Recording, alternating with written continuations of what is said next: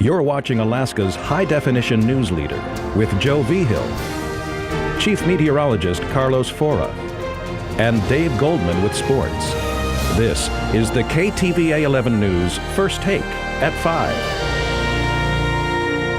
It's almost the 4th of July weekend, and lakes and rivers will be packed with boats. Coast Guard and wildlife troopers say they expect to have their hands full. KTVA 11 Shannon Ballard joins us in the newsroom with some boating safety tips for the big holiday weekend. Shannon. Yeah, Joe. Well, every summer we talk about boating safety because every summer something bad happens on the water to people who aren't prepared. And what it'll take to keep you safe, according to the experts, is really all about planning. No excuses for not wearing a life jacket when you're on an open boat or the deck of a boat. If you don't have one, there's more than 700 loaner stations set up around the state.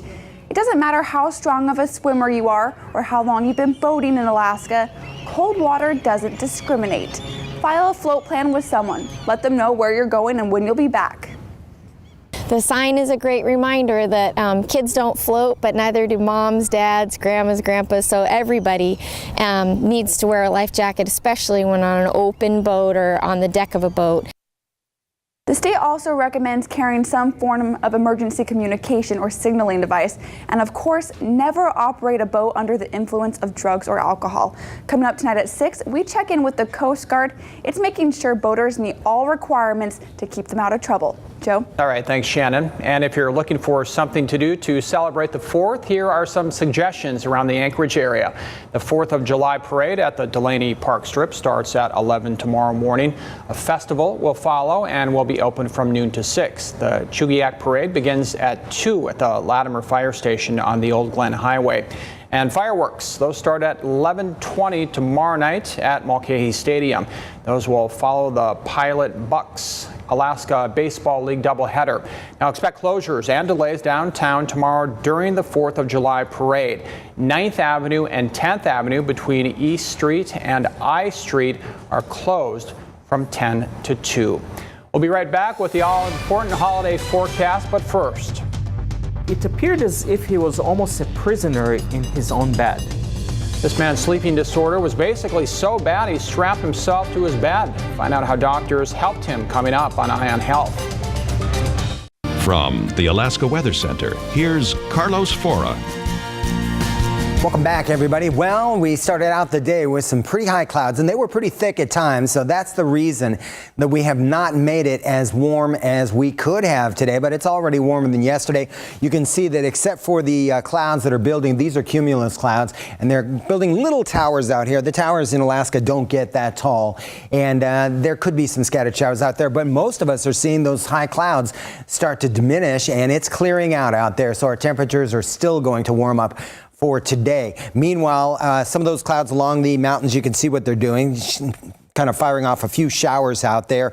And also out in the Prince William Sound, we do have some showers. That's mostly falling on the outer shores of those areas out there. No one reporting showers for the last few hours in Cordova and Valdez. Meanwhile, what we are looking at is these clouds. Now, notice what's happening. They're coming in from the west because we have a ridge of high pressure. Of course, the circulation around the ridge of high pressure is like this. It's grabbed some of these high clouds and sent them in our direction. We're not going to get any rain out of those. In fact, I think that tomorrow we'll see some high clouds as well, and then on Saturday, plenty of sunshine. 72 degrees right now in Glen Allen. You have seen a fair amount of sunshine today. 76 in Talkeetna. Now, Glen Allen and Talkeetna, with numbers like this, you could be firing off some of those thunderstorms in the mountains for you and some scattered showers, so we don't rule out that possibility. Meanwhile, it's 70 degrees in Soldotna. Homer is checking in at 57. I'm going to have to call and find out. It looks like their observations might be a little off. And as far as our temperatures at the airport, we're in the mid 70s. Yesterday, we could only muster up the temperatures to warm up to 71 degrees already, 74 at the airport, and you can feel every degree with that light wind at 6 miles an hour. So over in the Anchorage Bowl, a quick look at here the temperatures here, and as you can see, almost 80 degrees in Camel Creek, just like yesterday, 73 at New Seward Huffman. Today, so far at the official weather service, where they take the official number, 73 degrees was our high temperature, but I think think we're going to do better than that. The warm-up is definitely underway. It's going to be even warmer for the 4th of July for tomorrow. And then we do have a chance of showers next week. I think we're going to dodge them for the holiday weekend. But here's the satellite radar loop. And as we pull out, you can see basically we also have showers if you're traveling down to the Panhandle. There's a persistent low that's staying around there. So it's 56 degrees overnight with partly cloudy skies. And then as we look at these numbers on the Kenai Peninsula, everyone bumps up a few degrees. That'll put you in the mid-60s in Homer, 71 at Kenai, Cordova about 70 degrees, and Valdez, you're going to have a lot of sunshine. We're the ones who are going to see a mix of sun and clouds out here to the west of you. And it's going to be lots of sun in Wasilla and Palmer. Glen Allen and Talkeetna, you'll start out with sunny skies, but then you're going to cloud up and have a chance of some thunderstorms and some showers out there because of the daytime heating. Here's the 7-day forecast, and Friday, Saturday, and Sunday, the holiday weekend, looking pretty good. Notice on Sunday we have increasing clouds, even a chance for rain. I think that that's going to be a very slight chance, and if it does happen, it'll be in the late afternoon and evening hours. Better chance, by the way, on Tuesday of seeing showers, but that's next week. No need to talk about that one. Great looking weekend. All right. Thanks, Carlos. Well, bedtime is really a horrible time for millions of Americans. In this evening's Eye on Health, Megan Mazurek examines some of the medical conditions keeping people from getting a good night's rest. As icons for hair care companies like L'Oreal and Paul Mitchell, John and Suzanne Chadwick traveled the world together. It's been quite a journey. But their biggest adventures happened at night while John slept. For years, John acted out his dreams, punching, kicking, and even biting. One night he bit me, and the bite lasted for 2 days. It got so bad he would tie himself to the bed with this contraption. You think, what in the hell's going to happen to me?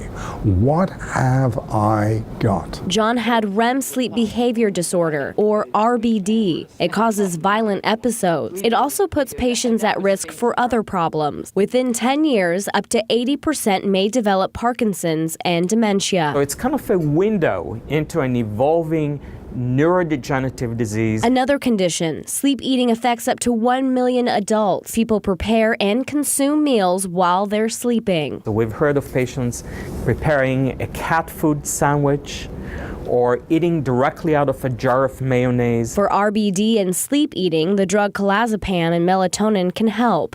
John's meds have helped. He went from the 5 extreme episodes a week to 1 mild event a month. Now nothing holds him back day or night. Sleep like a log tonight and be ready to start work tomorrow. Megan Mazurek, KTVA 11 News.